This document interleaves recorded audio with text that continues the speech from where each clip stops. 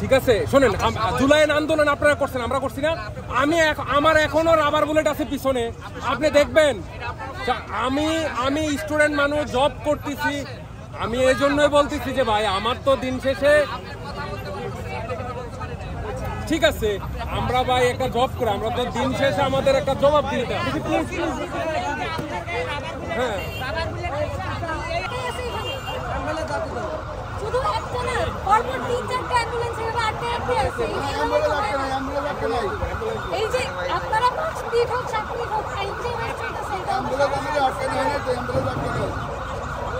আজকে আপনারা আমাদের এটা অনেকক্ষণ ধরে হর্ন দিতেছে, অনেকক্ষণ, মানে আর না হইলেও 5 মিনিট হয়ে গেছে।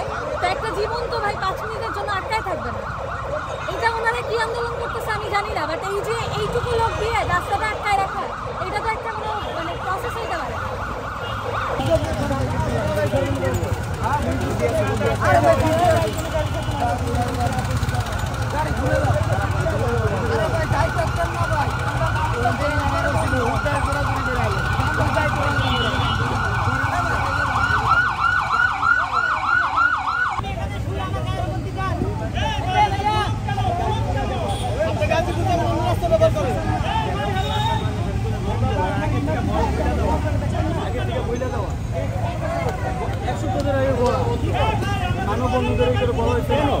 আচ্ছা আমি বাহিরে থাকি, কালকে রাত্রে আসলাম, আমি ইমার্জেন্সি বাসায় কাজ আছে, আমি যাবো, আমাকে যেতে দিচ্ছে না, বলেন তো।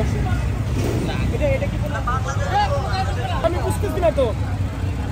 এই ভাই আপনি রাস্তা ব্লক করছেন কেন? রাস্তা ব্লক করছেন কেন বুঝি নাই,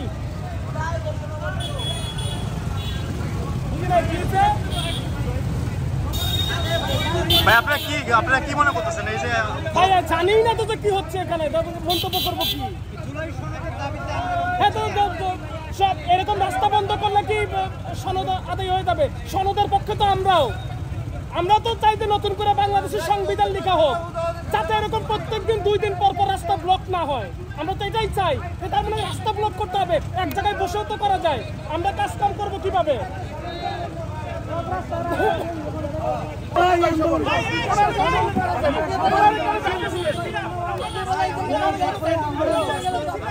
আমাদের একটা দিন সহযোগিতা করতে যাচ্ছেন, তাদেরকে যদি সহ্য করতে পারেন তাহলে আজকে জুলাই যোদ্ধাদের